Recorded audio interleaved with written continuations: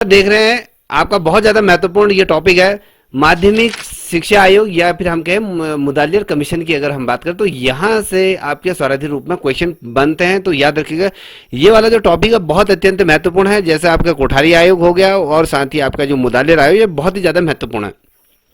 जब हम मुदालियर आयोग की बात करते हैं तो ये लेके चलिए कि 1952 से 1953 का जो समय था, तो ये मुदालियर आयोग से रिलेटेड इस टाइम पे ये चीजें रही।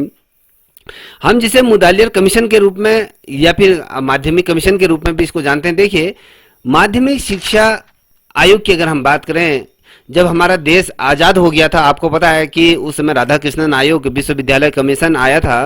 विश्वविद्यालय कमीशन बेसिकली किस फंडे पे आया था, कौन सा उस पर चीजें थी, तो आपको ये पता होगा कि उच्च शिक्षा से संबंधित ये कमीशन को लाया गया था। जब स्वतंत्रता प्राप्ति के बाद अगर हम देखें, भारत सरकार ने क्या करा था, 1948 में विश्वविद्यालय जो आयोग का यहाँ पर, जिसे हम आयोग या विश्वविद्यालय आयोग का हो या फिर राधा कृष्ण आयोग का यहाँ पर गठन किया गया। इस आयोग ने बेसिकली अगर देखा जाए तो जो राधा कृष्णन आयोग ने जो भारत सरकार को अपनी जो रिपोर्ट प्रस्तुत की थी, जो सरकार को अपनी रिपोर्ट प्रस्तुत की थी, ये 1949 में इस आयोग ने अपनी रिपोर्ट प्रस्तुत की। तो 2-3 क्वेश्चन यहाँ पर बन गए। और इस आयोग ने विश्वविद्यालय में सुधार के लिए अनेक सुझाव दिए और उनमें से एक सुझाव ये था कि विश्वविद्यालय जो स्तर को कहीं ना कहीं ऊंचा उठाने के लिए यहाँ पर आवश्यकता है। देखिए, जो बेसिकली अगर हम देखें, हम जो मुदालियर कमीशन की बात करें या फिर माध्यमिक शिक्षा आयोग को हम ये वाला चैप्टर क्यों पढ़ रहे हैं कि हम आपने कहा होगा राधा कृष्णन आयोग क्यों आ रहा है बीच में, तो हमें यह समझना होगा कि इससे पूर्व जब स्वतंत्र प्राप्त हो गया था, भारत जो स्वतंत्र हो गया तो उसके बाद जिस आयोग का गठन किया गया था सर्वप्रथम उच्च शिक्षा में सुधार के लिए, उच्च शिक्षा में किस प्रकार से हम बेहतर कर सकते हैं, तो उसको सुधारने के लिए इस आयोग ने अपनी जो संस्तुतियां थी या कहें जो अपना प्रत्यावेदन था वो आपके भारत सरकार को सबमिट किया। जब भारत सरकार को सबमिट करा तो उसके बाद इसने एक सुझाव दिया जो महत्वपूर्ण रहा था। इसने कहा कि जो हायर एजुकेशन है, हायर एजुकेशन को हम कैसे उसका स्तर बेहतर बना सकते हैं, तो उसके लिए इन्होंने क्या किया, एक माध्यमिक स्तर पर क्या किया, उसको ऊंचा उठाने के लिए यहाँ पर बात की। इससे पूर्व जो भी हुआ, इससे पूर्व जितना भी चीजें हुई तो वो सिर्फ उच्च शिक्षा से रिलेटेड रही, जिसे हम विश्वविद्यालय कहे। इसके बाद जो पूर्व में जो माध्यमिक शिक्षा का स्तर उठाया जाएगा और साल आता है 1939 में भारत सरकार ने क्या किया, माध्यमिक शिक्षा की जो समीक्षा करी और इसका जो स्तर था उसको कहीं ना कहीं उठाने की कोशिश की। पूरा तरीके से जो माध्यमिक शिक्षा आयोग का जो जिस प्रकार से गठन किया था, जैसे मैं कहूँ कि भैया जो विश्वविद्यालय आयोग था उसका जैसे पे क्या होता है, पूरे तरीके से जब ये लागू हुआ उसके पश्चात आयोग ने क्या करा कि इसकी समीक्षा करी, क्या जो हमने जो चीज कॉन्सेप्ट है जो हम लेके आ रखे हैं, क्या वास्तव में वो इतना ज्यादा शानदार है या बच्चों तक वो पहुंच पा रहा है, क्या इससे शिक्षा का स्तर ऊंचा हो रहा है या नहीं हो रहा है। तो इससे रिलेटेड चीजों को यहाँ पर समीक्षा की गई, उसका विस्तार पूरा समीक्षा किया। और भारत सरकार ने क्या करा था, माध्यमिक शिक्षा, हम माध्यमिक शिक्षा की बात करते हैं, प्राथमिक स्तर की अलग बात होती है, माध्यमिक स्तर की अलग बात होती है और उच्च शिक्षा। तो जो माध्यमिक शिक्षा है ये सिर्फ माध्यमिक जो है ये 6 से लेकर 12th तक की ये बात करता है। आपको ये पता होगा जब कोठारी आयोग, इसके बाद जब कोठारी आयोग आता है तो कोठारी आयोग ने क्या करा, तो उसने शिक्षा के सभी पहलुओं पर चर्चा करी। ये नहीं कि उसने किसी विशेष एक पक्ष को नहीं रखा, उसने संपूर्ण जो शिक्षा व्यवस्था है उस शिक्षा व्यवस्था को कहीं ना कहीं दुरुस्त करने की कोशिश की थी। और इसीलिए कहा जाता है जो क्रांतिकारी आयोग के रूप में जो जाना जाता है वो आपके कोठारी आयोग ही जाना जाता है। सॉरी, यहाँ पर देख पा रहे होगे समीक्षा जब की गई थी और इसका स्तर उठाने के लिए एक सुझाव दिया, वो सुझाव जो दिया था वो तारा चंद समिति के द्वारा ये गठन किया है। एक सुझाव ऊंचा उठाने के लिए, शिक्षा को बेहतर करने के लिए एक यहाँ पर एक कमेटी का गठन किया गया था। वो पहली जो कमेटी गठित हुई थी वो तारा चंद समिति का गठन किया गया। जो ये समिति, कभी क्वेश्चन पूछा जाता है, तारा समिति ने अपनी रिपोर्ट का प्रस्तुत की, तो आपको पता होना चाहिए इसने अपनी जो रिपोर्ट प्रस्तुत की 1949 को ही प्रस्तुत की थी। ये जो था ये विश्वविद्यालय आयोग के ही अंतर्गत आता है, पहली मैं आपको ये बता दूं, ठीक है। फिर आता है जो ये समितियां थी, इस समितियों ने किस प्रकार से सुझाव दिया, तो ये तमाम चीजें हैं। अब देखिए, जूनियर बेसिक जो 5 वर्ष की जूनियर हाई स्कूल की बात करी, फिर जो सेकेंडरी बेसिक स्कूल की बात करी 3 वर्ष, और माध्यमिक स्तर की जो 4 शिक्षा की यहाँ पर बात करी थी। अब थोड़ा सा और गहराई में ले जाता हूँ बेटा, थोड़ा सा यहाँ पर देख पा रहे होंगे, हम यहाँ पर देख पा रहे होंगे आप मुदालियर आयोग और माध्यमिक आयोग की जब हम बात करते हैं तो भारत सरकार ने एक तिथि याद कर लीजिए, भारत सरकार ने 23 सितंबर 1952 को यहाँ पर जो डॉक्टर लक्ष्मण स्वामी मुदालियर की अध्यक्षता में क्या कर रहा था, एक माध्यमिक कमीशन का यहाँ पर कहें गठन किया था, एक माध्यमिक शिक्षा एक का क्या किया था, आयोग का यहाँ पर गठन किया था, या कहें स्थापना की थी। पहला क्वेश्चन, पहले तो क्वेश्चन बना कि 23 सितंबर 1950 को भारत सरकार ने इसको गठित किया और इसके अध्यक्ष के रूप में जिस व्यक्ति को चुना गया वो लक्ष्मण स्वामी मुदालियर की अध्यक्षता में ये हुई थी और माध्यमिक शिक्षा आयोग की यहाँ पर स्थापना की। और इसी के नाम पर जो ये मुदालियर जी थे, जो डॉक्टर लक्ष्मण स्वामी मुदालियर थे, इन्हीं के जब ये अध्यक्ष बने, कभी भी आप लोग देखिएगा जब किसी भी बड़े स्तर पर जैसे कोई कमेटी गठित करती है, मान लीजिए हमने कहा एनईपी 2020 की बात, वहाँ पर कस्तूरी रंगन जो थे वहाँ पर अध्यक्ष थे, तो आप एनईपी 2020 के उनके नाम से भी इसको संबोधित कर सकते हो। तो ओवरऑल यहाँ पर क्या था, माध्यमिक शिक्षा आयोग का गठन किया, तो इनके अध्यक्ष के रूप में जो डॉक्टर लक्ष्मण स्वामी मुदालियर को इनके नाम पर यह आयोग का गठन किया, तो इनके अध्यक्ष थे, तो इसीलिए इस आयोग का नाम क्या है, मुदालियर आयोग भी कहा जाता है। पहला ये आयोग ने अपनी जो पाठ्यचर्या में जो विविधता लाने के लिए, देखिए हमारे पाठ्यचर्या क्या, हमने शिक्षण विधि को हम किस प्रकार से क्रियान्वित कर सकते हैं, तो इसमें कहीं ना कहीं अलग डिफरेंट करने के लिए, भिन्नता लाने के लिए, देखिए हम इसमें कह रहे हैं कि इसमें क्या लाने के लिए, हम भिन्नता लाने के लिए। अब हम भिन्नता की कैसे होते थे, भिन्नता का मतलब होता है कि हम इसके स्तर को कैसे बेहतर कर सकते हैं। बेहतर करने का मतलब है कि हम जो शिक्षा के क्षेत्र में हम क्या नए नए इनोवेटिव आइडियाज आपके सामने ये ला सकते हैं। तो जब हम नए नए इनोवेटिव आइडिया जब लाएंगे तो इससे क्या होगा, तो उच्च शिक्षा के अंदर या कहें माध्यमिक शिक्षा के अंदर कहीं ना कहीं एक ग्रोथ आएगी। ग्रोथ जब आएगी, ग्रोथ जब आती है तो उससे क्या होता है, हमारी शिक्षा व्यवस्था को कहीं ना कहीं पंख लगते हैं, जो जिस उद्देश्य से हमने इस कमीशन को गठन किया था, तो उस कमीशन की कहीं ना कहीं पूर्ति होने में हम कहीं ना कहीं सफल होते हैं। तो बेसिकली अगर आप देखोगे, जब आप कोठारी आयोग पढ़ोगे तो कोठारी आयोग में ये स्पष्ट तौर पे कहा गया है, जो मुदालियर आयोग जो बना, जिसे हम माध्यमिक शिक्षा आयोग ये हम इसकी बात करते हैं, ये पूर्ण रूप से एक सफल आयोग रहा ही नहीं, ये एक विफल आयोग रहा, इसको सफलता नहीं मिल पाई। जिस उद्देश्य को इस माध्यमिक आयोग का गठन किया था वो सफलता हासिल नहीं कर पाया, कहीं ना कहीं ये असफल रहा ये आयोग। तो पूर्व में ही मैं इस चीज को आपको बता रहा हूँ। अब देखिए यहाँ पर कह रहा है कि विविधता लाने के लिए पाठ्यक्रम में हम अगर विविधता लाने के लिए अगर हम कहें तो एक मध्य स्तर के क्या करें, मध्यवर्ती स्तर जोड़ने की यहाँ पर बात करते हैं कि हम कि मध्य स्तर पर हम कहीं ना कहीं वार्ता करेंगे, कहीं ना कहीं स्तरों को सही तरीके से बैलेंस करने की यहाँ पर कोशिश की थी। और 30 स्तरीय स्नातक और 30 स्तरीय स्नातक पाठ्यक्रम शुरू करने की यहाँ पर क्या करी, इच्छा जाहिर करी थी। और इसको सिफारिश जो प्रत्यावेदन होता है, प्रत्यावेदन यहाँ पर प्रस्तुत किया गया था। अब आपको यहाँ पर देख लीजिए बच्चों, थोड़ा यहाँ पर जो मैं इसको बता रहा हूँ थोड़ा ये देखिएगा, इसको नोट डाउन करते हुए चलिएगा, फिर बाद में आपको मैं पीडीएफ आपके ग्रुप में शेयर कर दूंगा, ठीक है। अब यहाँ पर देखिए, जो माध्यमिक शिक्षा आयोग की जो संस्तुति की हम जब बात कर रहे हैं तो इसकी सिफारिश थी किया। अब इसको जो गठन किया गया था, बेसिकली हम मुद्दा, हेलो आवाज आ रही है सभी को?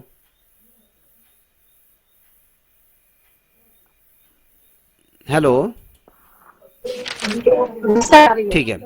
कभी कभी बारिश बहुत हो रही ना बेटा, इस वजह से हो रहा है, ठीक है। आ रही सर, आ रही। देखिए इसको नोट डाउन करते हुए चलिएगा। मैं कह रहा हूं कि जो ये आयोग थे, इस आयोग ने सिफारिश क्या दी। हम जब सिफारिश की बात कर रहे हैं तो आप यहाँ पर देख पा रहे होंगे, माध्यमिक शिक्षा आयोग की बेसिकली अगर कहें, इसने जो माध्यमिक शिक्षा आयोग के अंदर क्या सुधार लाने की जब हम बात करते हैं तो इसने क्या करा, इसको देखिए। तो ये कहता है, पहला पॉइंट आप नोट करते हुए चलिएगा क्योंकि पीडीएफ आपको बाद में शेयर हो जाएगी, तो पहले नोट डाउन करते हुए चलिएगा। इसमें कहता है कि 4 से लेकर 5 वर्ष की प्राइमरी शिक्षा होगी। पहला पॉइंट क्या कहता है कि 4 वर्ष से 5 वर्ष की जो शिक्षा होगी वो प्राथमिक स्तर की होगी। हाँ जी, दिखाई दे रही है? मुझे लग रहा है दिखाई दे रही होगी। अब दिख रही है सर, आप पहले नहीं, कोई बात नहीं, फिर से हट गई। अब तो मुझे लग रहा है दिखाई दे रही होगी। हाँ सर। देखिए, माध्यमिक शिक्षा आयोग की जो सिफारिश थी, दिखाई दे रही सर, ठीक है कोई बात नहीं। माध्यमिक शिक्षा आयोग की जो संस्तुतियां थी, मैकेनिकल उसका प्रत्यावेदन कहें या इसकी जो सिफारिशें थी, इस सिफारिश में क्या कहता है बेटा, देखिए पहला पॉइंट है कि ये जो 4 से 5 वर्ष की जो प्राइमरी शिक्षा होगी, ये सुझाव किसने दिया था? ये माध्यमिक। अब आपके सामने क्वेश्चन ऐसे बनते हैं, याद रखिएगा, ये पूछा जाता है कि 4 से 5 वर्ष की प्राथमिक शिक्षा पर सुझाव या कहें संस्तुतियां किसने ये समक्ष रखी भारत सरकार के? तो आपको यहां पर दिया जाता है कोठारी आयोग दिया जा सकता है, माध्यमिक शिक्षा आयोग दिया जा सकता है, आपके राधा कृष्णन आयोग दिया जा सकता है, या फिर कोठारी आयोग प्लस आपके राधा कृष्णन, ये दोनों। तो आपको जब आपने गहराई से पढ़ोगे तब आपको पता चलेगा कि 4 से 5 वर्ष की प्राथमिक शिक्षा दी। उसके बाद बात करते हैं तो यह कह रहा है कि सेकेंडरी शिक्षा, जो सेकेंडरी स्कूल की जो शिक्षा है उसको 2 भागों में इसको विभाजित होना चाहिए। 2 भाग इसके होने चाहिए। किसके 2 भाग होने चाहिए? जो सेकेंडरी शिक्षा है उसको 2 भागों में इसको क्या कहता है, ये विभाजित करना ये चाहता है। और तीसरा है, ये कहता है कि वस्तुनिष्ठ जो पद्धति है, जो आज के डेट में आप जो लोग पेपर देते हो, वो पेपर वस्तुनिष्ठ जो एमसीक्यू की अगर बात करते हैं तो कहीं ना कहीं जो ये कॉन्सेप्ट आया था, तो ये जो माध्यमिक शिक्षा आयोग का ही ये कॉन्सेप्ट था, जो आज आप लोग परीक्षा दे रहे हो एमसीक्यू पद्धति के आधार पर जिसे अपनाया गया है, इसके माध्यम से आज हमें क्या कराया जा रहा है, जो परीक्षाएं कराई जा रही।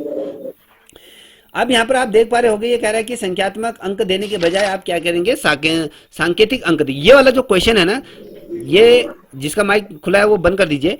जो ये प्रश्न बना है, याद रखिएगा, ये कहता है कि संख्यात्मक अंक देने के बजाय जो ये संख्यात्मक अंक देने के, नहीं दिख रही है।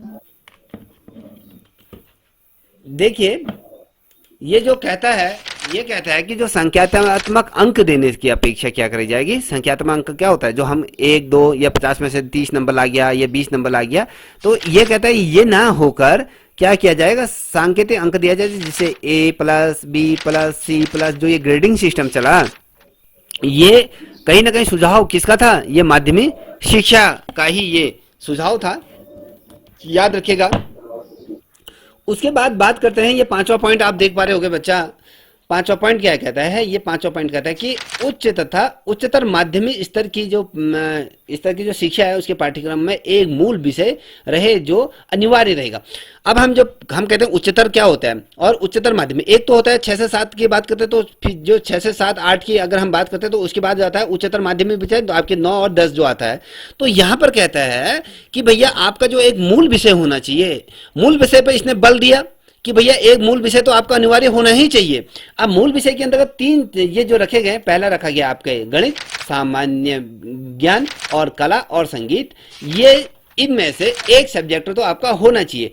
इसीलिए आज आप लोग देख पा रहे होगे 6 से लेकर 9 तक के जो बच्चे हैं उनको एक अनिवार्य विषय लेने के लिए, अगर वो संगीत लें तो या तो संगीत ले सकते हैं या फिर वो कला लेते हैं, तो एसएसटी तो होती ही है और गणित का भी विकल्प होता है। अगर किसी बच्चे को गणित नहीं आती है तो वो ग्रह विज्ञान की तरफ जाता है। तो बेसिकली आपका एक विषय होना चाहिए। तो आपका क्या दिया गया, एक तो गणित दिया गया है, एक सामान्य ज्ञान दिया गया और आपकी कला दी गई है। स्क्रीन शो नहीं हो रही है। हाँ जी, आपका स्क्रीन नहीं दिखाई दे रही है? आप दिखाई दे रही है? सर स्क्रीन शो नहीं सर। स्क्रीन शो नहीं हो रही है? सर हमको भी दिखाई दे रही है। किस किस को दिखाई दे रही पहले बताइए। सर यहाँ तो हो रही है, नहीं हो साफ रही। दिखाई दे रही है सर। बच्चा जिसको नहीं अब नहीं हो रही है। जिसको नहीं दिखाई दे रहा ना, क्योंकि अब सो हो रही है हाँ सर। कहीं आप लोगों के यहाँ बारिश रही, सर अब दिखाई अब यहाँ जो प्रॉब्लम हो रही है, नेटवर्क की प्रॉब्लम, बाहर बहुत तीव्र। कोई बात नहीं सर, आप नोट कर रहे हैं। हाँ जी, पढ़ाओ सर, आप पढ़ाओ। मैं ऐसा कर सर नहीं दिख रहे। हाँ सर अब मैं ऐसा कोई बात नहीं बेटा, अभी दिखाई दे रही है सर, साफ दिखाई। मैं ऐसा करूंगा, आपको ये नोट से शेयर कर दूंगा। सर अब मैं नोट से शेयर कर दूंगा, अभी दिखाई दे ठीक है, मैं नोट से शेयर कर दूंगा। ठीक है, आप मेरी बात सुनते रहिए और उसको ध्यानपूर्वक मनन करिए, ठीक है। ठीक है। अब देखिए, सर हम भी जो समझदार नोट कर रहे हाँ बिल्कुल सही है, वेरी गुड बेटा। देखिए, आयोग की नियुक्ति और उसके उद्देश्य की बात कर रहे हैं। अब नियुक्ति और उद्देश्य, आप क्या चाहते हैं, थोड़ा इससे और विस्तार में जाएं, बताइए, बताओ, और विस्तार में जाएं।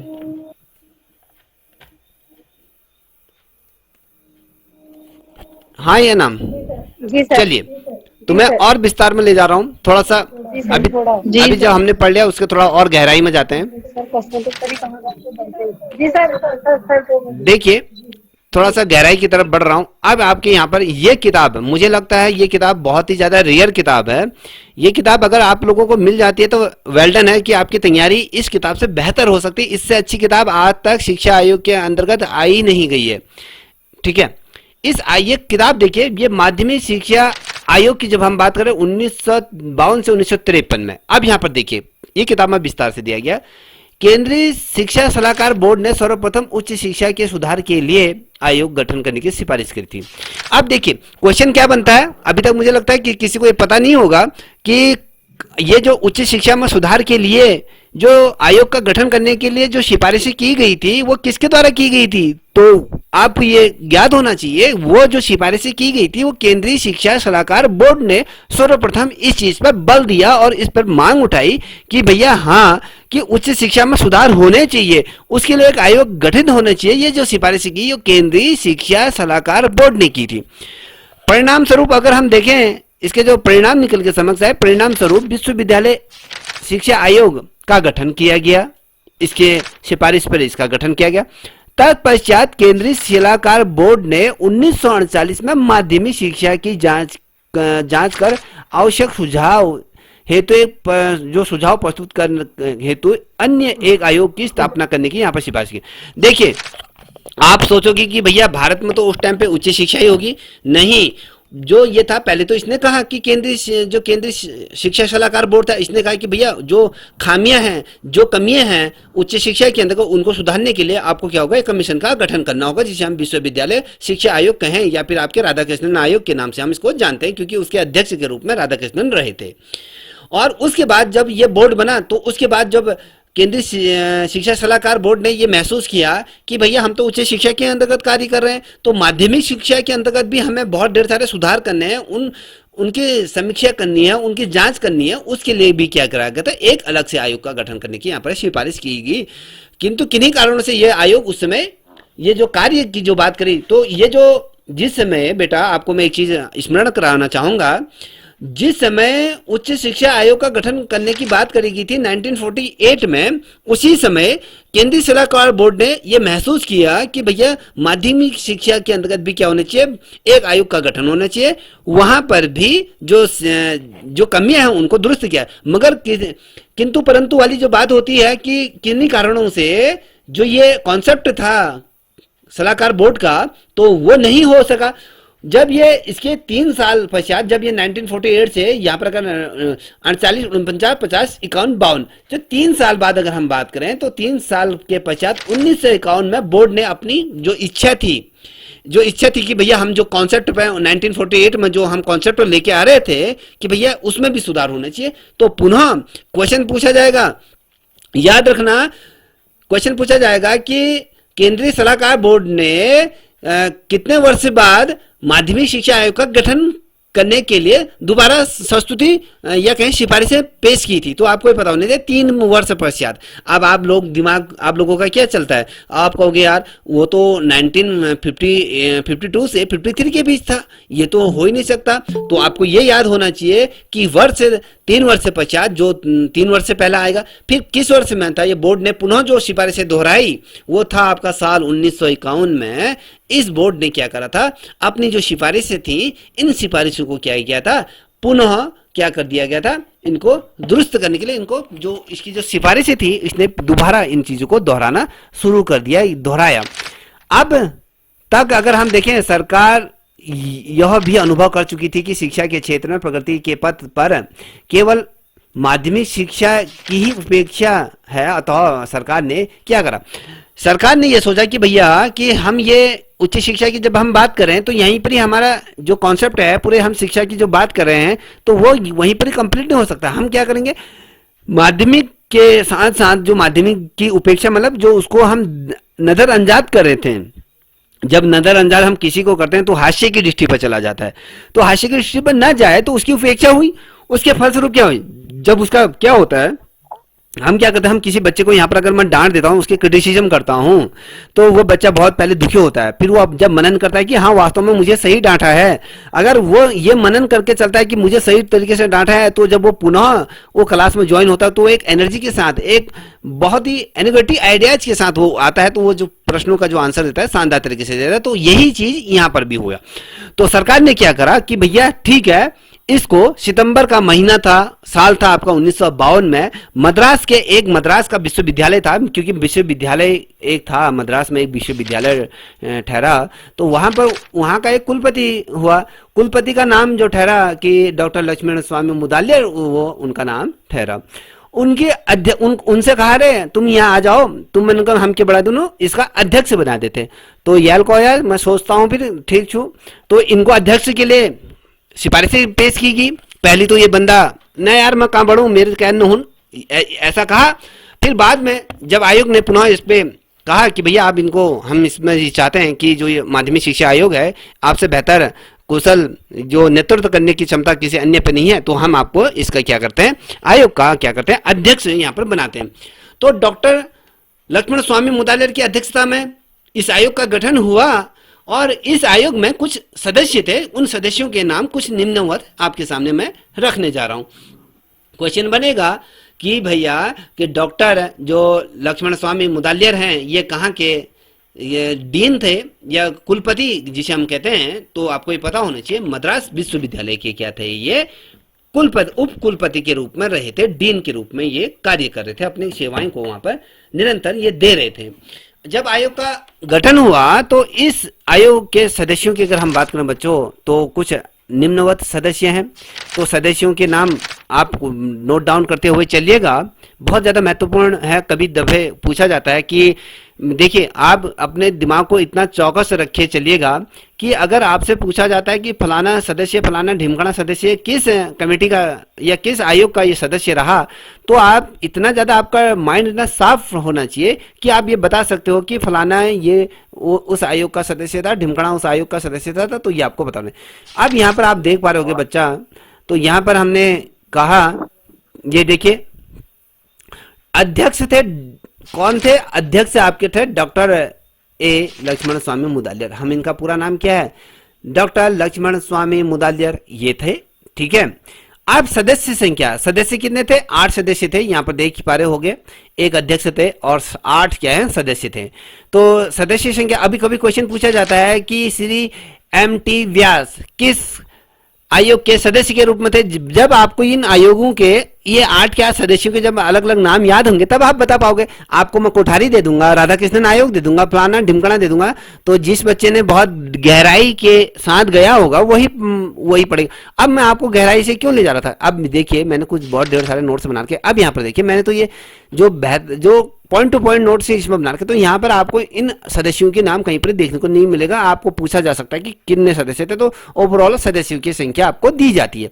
जब हम विस्तार में जाने की जब बात करते हैं, उसका फायदा क्या होता है, तो हमें वो लोगों के नाम याद हो जाते हैं, जब आते हैं तो हमारे प्रश्न सही होते हैं। देखिए पहला था प्रिंसिपल जॉन किस्ट करके इनका नाम था, दूसरा था डॉक्टर के नेथन रट विलियम्स करके थे, तीसरा था श्रीमती हंसा मेहता।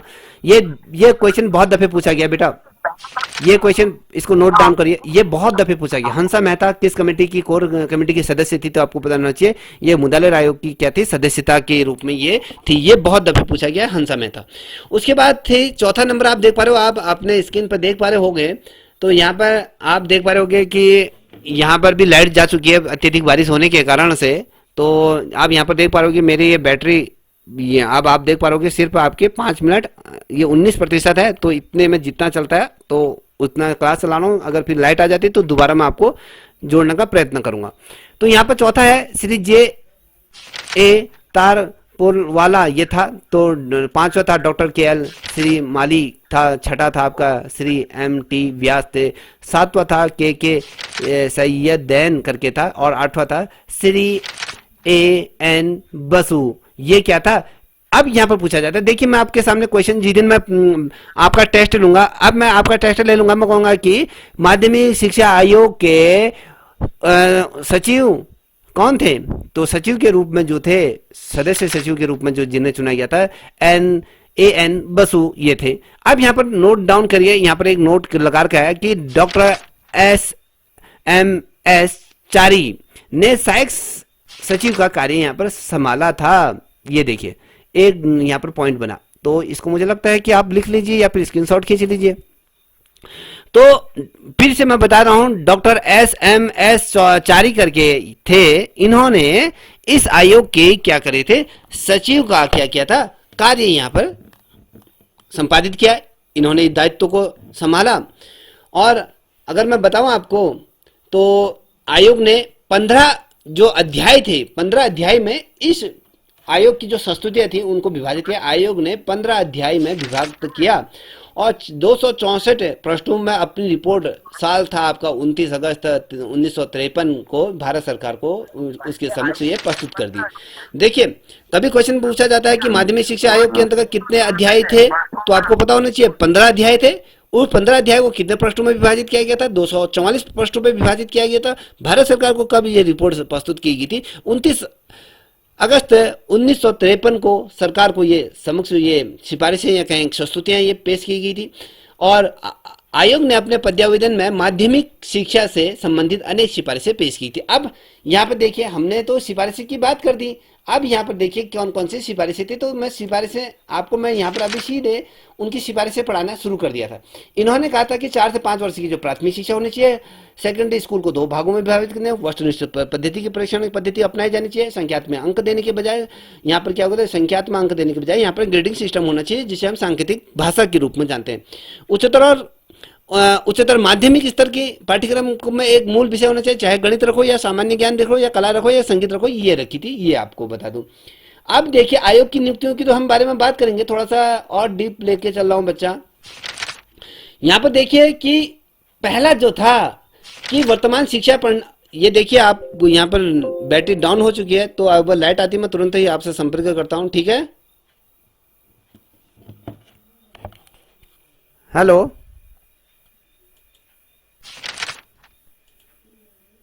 मेरी आवाज आ रही है? ओके ये